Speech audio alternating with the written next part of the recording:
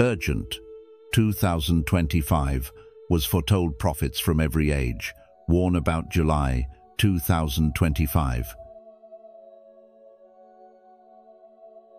Something is stirring, can you feel it? All around the world, people are waking up with a sense that something big is coming. From record-breaking disasters to rising global tensions, the signs are no longer subtle.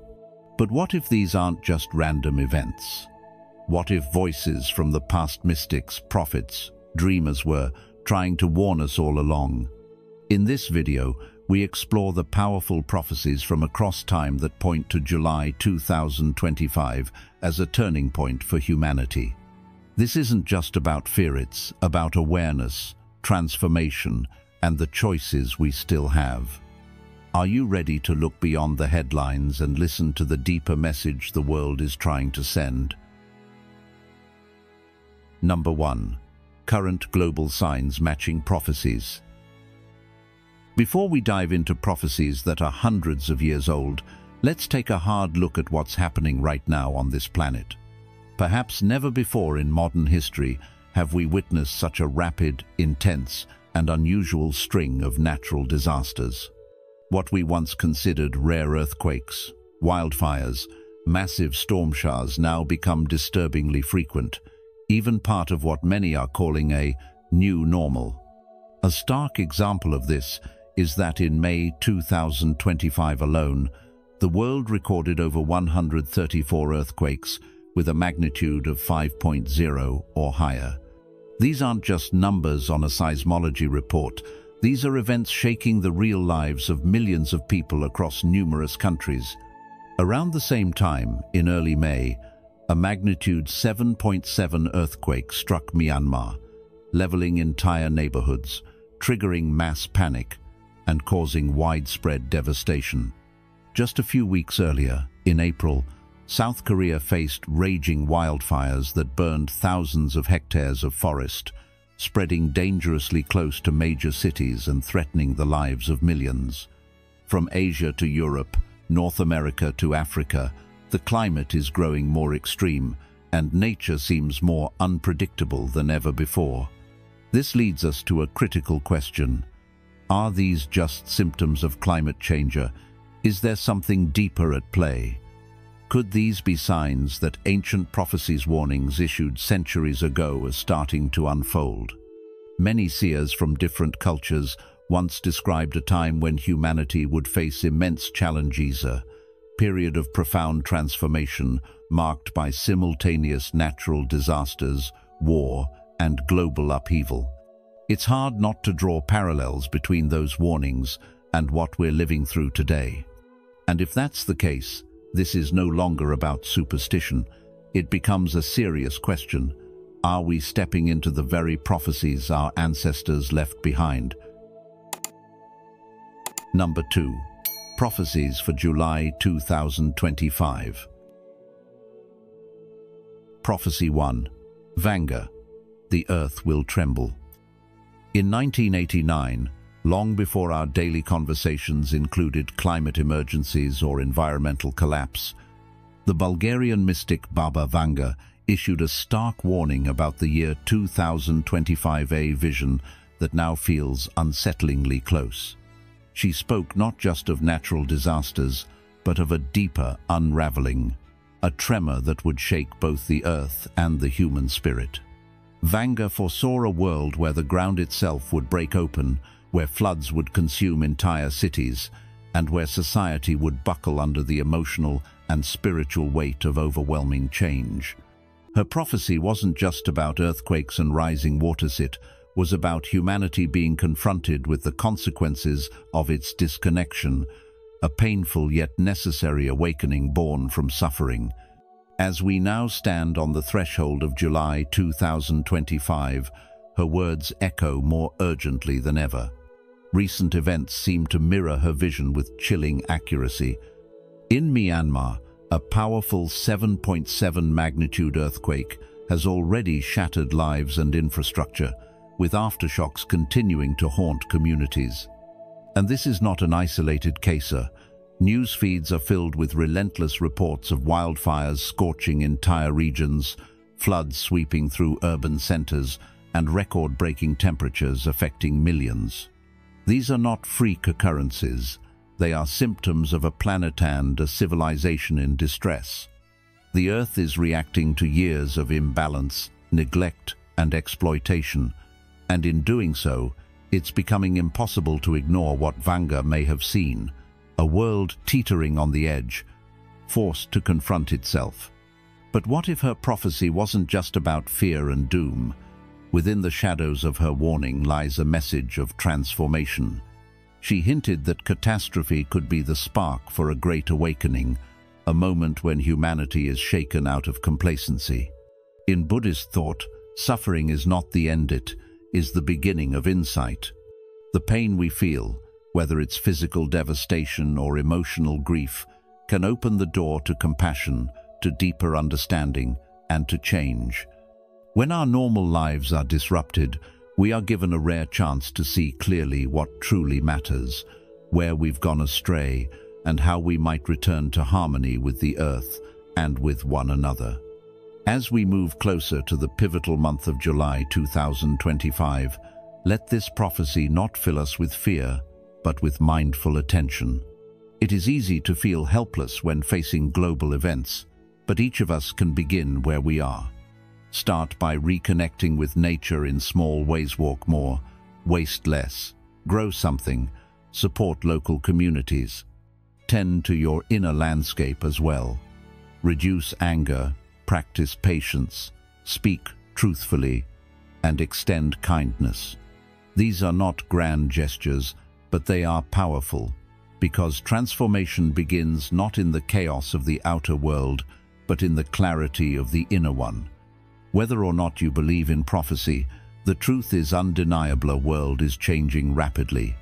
And while we cannot stop every disaster, we can choose how we respond. Let us not wait until the earth trembles beneath our feet to begin living with wisdom and compassion. In this time of uncertainty, let Baba Vanga's words be a call not just to prepare, but to awaken. Let them remind us that in every collapse, there is also the seed of renewal if we are willing to listen, reflect, and act with mindful courage. Prophecy 2. Nostradamus, Boiling Seas and Old Enemies. Let's take a moment together to reflect on the words of Nostradamus, the mysterious French prophet whose riddles have echoed through history for over 450 years. In one of his most haunting quatrains, he spoke of boiling seas and the return of old enemies. While these may seem like distant poetic phrases, the world we live in today makes them feel strikingly close and painfully relevant. What could boiling seas really mean in our time? Could it be that these words point toward the rising temperatures of our oceans, a phenomenon scientists now call marine heat waves? These heat waves are no longer rare. They're changing entire ecosystems, killing coral reefs, disrupting fish migrations, and fueling more frequent and more violent storms. When the seas boil, life below the surface suffers, and so do the billions who depend on the ocean for food, livelihood, and balance in the climate. But the phrase might also carry another layer of meaning. Beneath the surface of our vast oceans lies the unknown, shifting tectonic plates, dormant volcanoes, and deep-sea fault lines. Underwater, seismic activity and volcanic eruptions could easily be seen as literal boiling from beneath, serving as yet another warning that our planet is in flux physically, spiritually, and geopolitically. Now let's look at the second part of his cryptic vision, the return of old enemies. This phrase, although vague, speaks volumes in today's fragile global climate. Who are these old enemies? Many see this as a clear reference to the re-emergence of Cold War-style tensions, superpowers testing each other's patience with cyber attacks, disinformation, territorial disputes, and renewed arms races. The alliances that once held firm now feel uncertain, with diplomatic trust slowly eroding. Proxy wars are being fought in silence and in shadow, while the threat of nuclear escalation quietly lingers in the background. History seems to be circling back, not just repeating, but rhyming in ways that should give us pause. Is humanity learning, or are we simply looping through the same patterns with different tools and new actors? When old enemies return, are they external forces, internal fears, hatreds, and unresolved conflicts from the past still haunting us?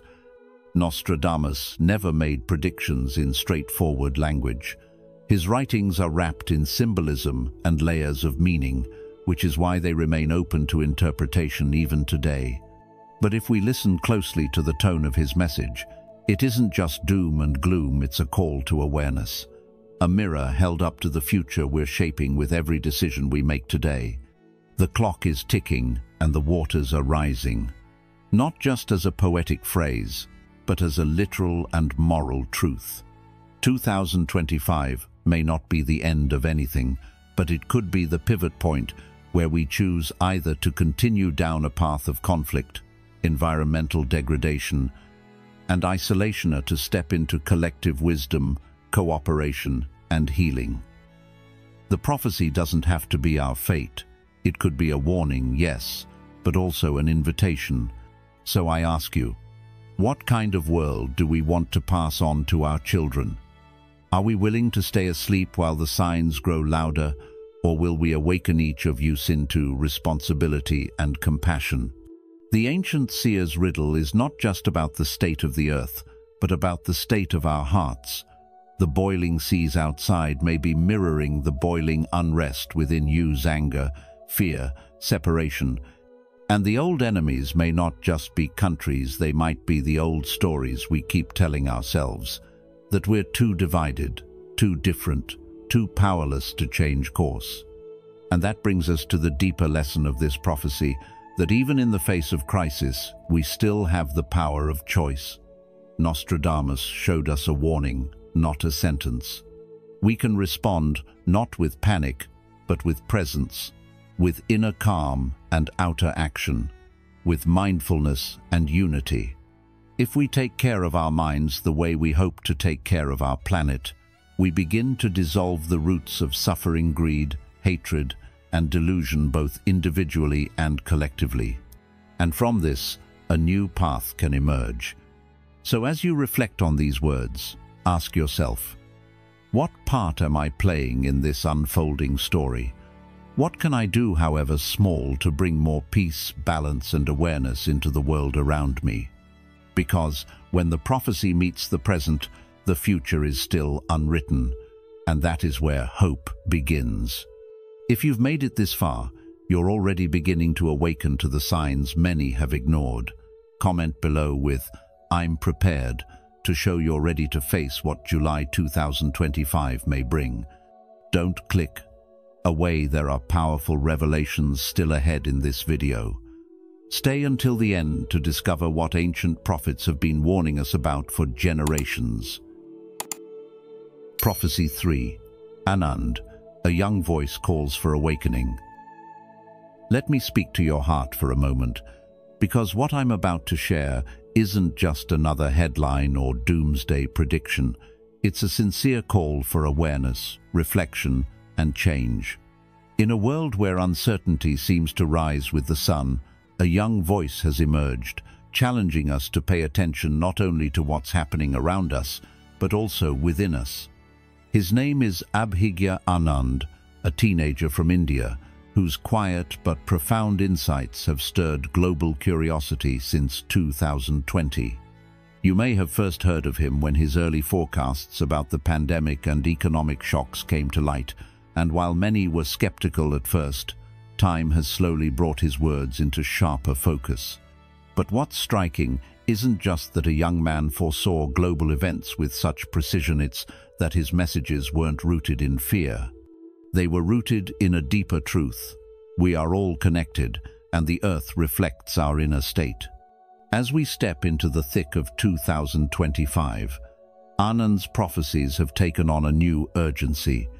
He speaks not just of pandemics or political upheavals, but of a convergency period when natural disasters, environmental breakdown, and rising military conflict may all collide, especially in sensitive regions like the South China Sea and East China Sea.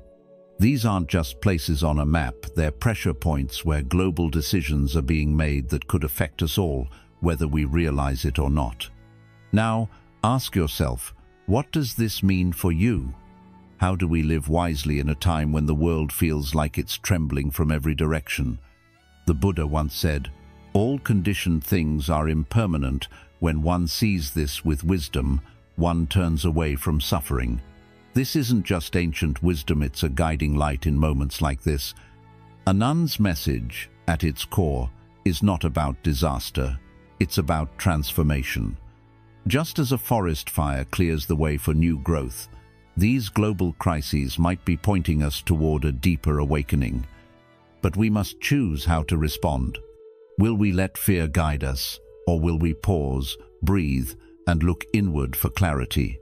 In many ways, Anand is holding up a mirror not to show us the future as a fixed fate, but as a reflection of our current path, asking us, what are you planting today? And what kind of world will that seed grow into tomorrow? As tensions escalate in Asia, and earthquakes and floods shake the earth beneath our feet, it becomes ever clearer. This isn't just a test of governments or systems, but of the human spirit. Can we respond with compassion, with community, and with calm wisdom? Or will we fall into the traps of blame, denial, and distraction? There's a Zen saying, "When the mind is still, the whole universe surrenders." What would it mean for you to find stillness amid the noise? How might your presence, your thoughts, your actions contribute to peace in a world that seems addicted to conflict?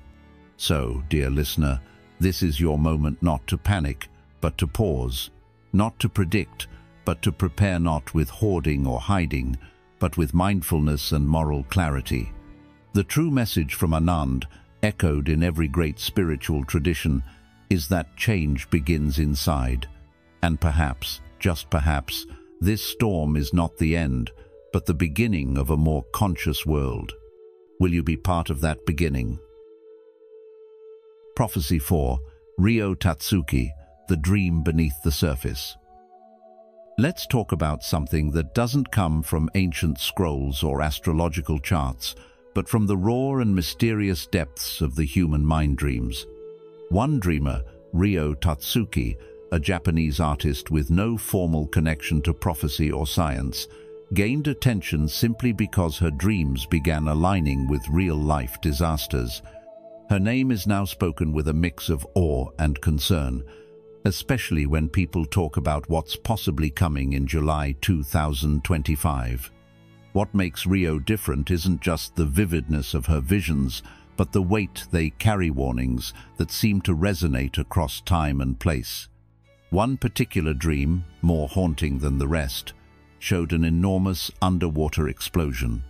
This wasn't just a splash, it was a cataclysm that summoned a tsunami so large, so merciless, that it swept away entire cities in her mind's eye. She didn't know where it was going to strike.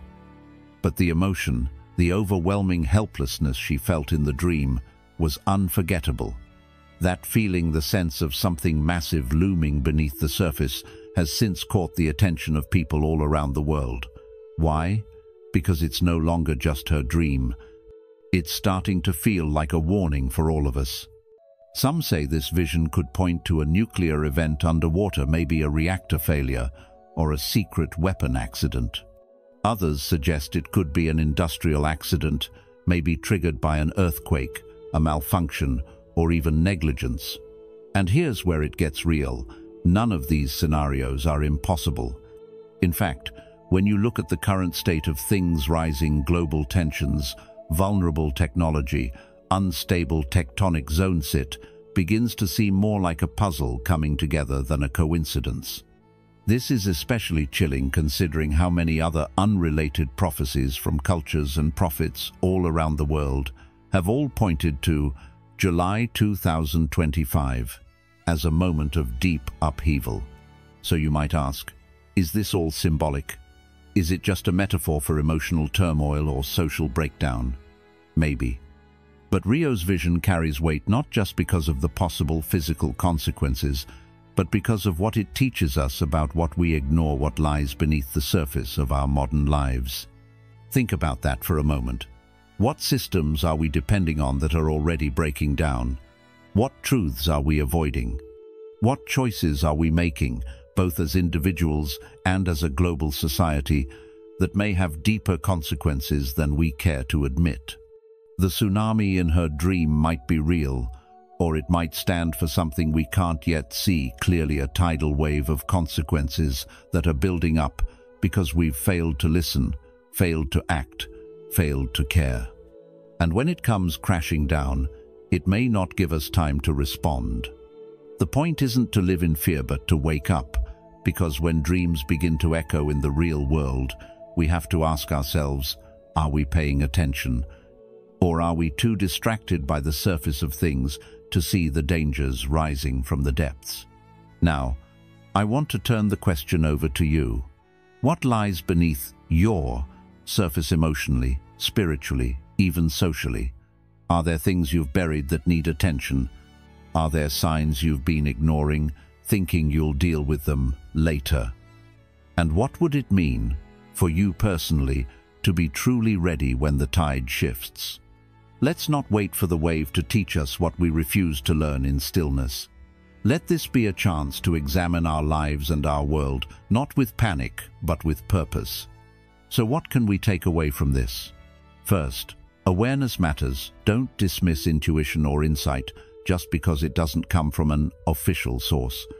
Second, systems, whether emotional, societal, or technological, require maintenance.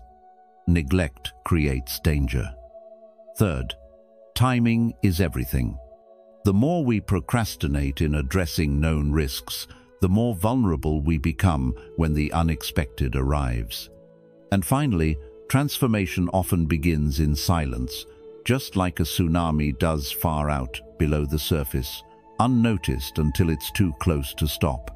But if we look deeper, listen closely, and act with wisdom, maybe we don't need to be swallowed by the wave. Maybe we can rise with it. This isn't a story meant to scare you. It's a reminder to wake up, reflect, and realign. So ask yourself, what am I not seeing? What am I ready to change? Because whether or not July 2025 brings a literal wave, the truth is this: the moment to shift our course is already here. Prophecy 5. Hamilton Parker. The Inner Revolution. In the fourth prophecy, Hamilton Parker, a British psychic, often hailed as the modern-day Nostradamus, doesn't speak of apocalypse or devastation, but instead offers a deeply transformative vision for the year 2025, one rooted not in external destruction, but in internal evolution. Known for his startlingly accurate predictions, Parker doesn't warn of a world ending in flames, but of veils being lifted from the human mind and heart, particularly in the East, with China as the focal point of this great awakening. What he foresees is a powerful shift in consciousness, where individuals begin to see through the illusions that have quietly governed their thoughts and decisions for decades. Unlike prophecies that fuel fear, Parker's message is laced with hopeful vision, in which people, weary of materialism, begin to hunger for spiritual nourishment, turning inward to question the systems, ideologies, and identities they've long taken for granted. This awakening is not loud or violent. It's subtle, like light gradually illuminating a darkened room. In China, he predicts a grassroots movement not born of rebellion, but of realization, a collective inner clarity that sparks the transformation of societal energy toward healing, wisdom, and compassion. Here, Parker's insight echoes the Buddha's own words. All that we are is the result of what we have thought. The mind is everything. What we think, we become. This ancient truth reminds us that the most lasting revolutions begin within, not in the streets, but in the silent chambers of the heart. As Parker's prophecy unfolds, we are invited to see 2025 not as a moment of collapse, but of opportunity, a time when truth may break through the fog of manipulation and distraction that modern society often imposes. The deeper message is not about what will happen out there, but what is stirring within each of us. In a world saturated with conflict, crises, and information overload, this prophecy gently asks us, are we ready to awaken? Will we continue clinging to outdated beliefs and comforting illusions, or will we release them, grieving if we must, but letting go to make room for something more authentic and enduring? In the Buddhist path, this is known as upaya, or skillful means the willingness to adapt, to change, and to choose wisdom over ignorance. The challenges of modern life, whether personal stress, political division, or environmental instability, are not signs of doom, but signals calling us to reconnect with what matters most. As the 14th Dalai Lama said, we can never obtain peace in the outer world until we make peace with ourselves. And so, Parker's prophecy resonates not only with mystics and spiritual seekers, but with anyone feeling the quiet ache for something deeper in this chaotic age. In our everyday lives, this could mean pausing more often to reflect, to simplify, to reconnect with values like kindness, truth, and humility. It could mean questioning not just governments or media, but our own habits of thought, where we place our attention and what we allow to shape our worldview. This prophecy isn't just about global shifts. It's about personal courage, the bravery to face ourselves with honesty, and the wisdom to know that change begins one thought, one choice, one moment at a time. Just as the lotus grows through mud, Parker's vision suggests that our greatest growth may arise through today's confusion, if we are willing to stay present, stay curious, and stay compassionate. In this light, 2025 becomes not a warning, but a calling to awaken, not to fear, but to clarity, not to destruction, but to deeper harmony within ourselves and, through that, with the world. You're not here by accident. The signs pointing to July 2025 are real, and the ancient voices are growing louder. Comment, ready for the truth, if you're prepared to listen. Stay with you's very second from here could bring clarity to the chaos ahead. Number 3. A shared wake-up call for humanity. Across time, cultures, and continents, a striking harmony resounds in the voices of prophets, both ancient and contemporary voices like Baba Vanga, Nostradamus, the young seer Anand, the visionary Tatsuki, and the spiritual medium Hamilton Parker. Though their languages and symbols differ, their core message converges with urgency and clarity. Humanity is standing at a great threshold. And what these voices point to is not merely a fixed date, July 2020, but a deeper moment of reckoning, an inflection point that may shape the trajectory of our collective future. As we weave their visions together, we begin to see a shared spiritual architecture taking shape, a tapestry of warnings, yes, but also of profound opportunity. Each prophecy reveals more than predictions. It reflects a mirror held up to the human soul, inviting us to awaken before it is too late. The Buddha once said, "What we are today comes from our thoughts of yesterday, and our present thoughts build our life of tomorrow." This wisdom is especially poignant now, as the warnings of the past call us to mindfulness in the present. Central to the pattern that emerges is the theme of convergence, not just of events, but of energies. July 2025 is not portrayed as a singular catastrophe, but as a moment when environmental crises, emotional unrest, political instability, and spiritual awakening meet.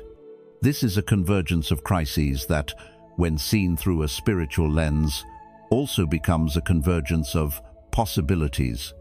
Just as a storm shakes the forest to let new seeds take root, these coming upheavals may be disruptive, but they also make space for rebirth. In a world that often races ahead without pause, such a moment forces us to stop, breathe, and ask, what kind of world are we creating? And perhaps more urgently, what kind of world are we willing to change for? Another recurring theme is the echo of nature mirroring inner human imbalance. Earthquakes, boiling seas, floods, and fires are not just random acts of nature. These are, in the Buddhist view, outward expressions of karma, not as divine punishment, but as the natural consequence of human disconnection, overconsumption, and indifference. Our relationship with nature is not separate from our relationship with ourselves. When we pollute the earth, we reflect our own spiritual pollutioner, restlessness, greed, and aggression. Ryo Tatsuki's dreamlike warnings and Anand's pleas for inner clarity speak directly to this. It's as if the earth herself is pleading with us to see that the outer world is an extension of our inner world. As within, so without. As above, so below. This Hermetic principle, which also resonates with Buddhist teachings on interdependence, pratityasamutpada, reminds us that healing the planet begins with healing the heart.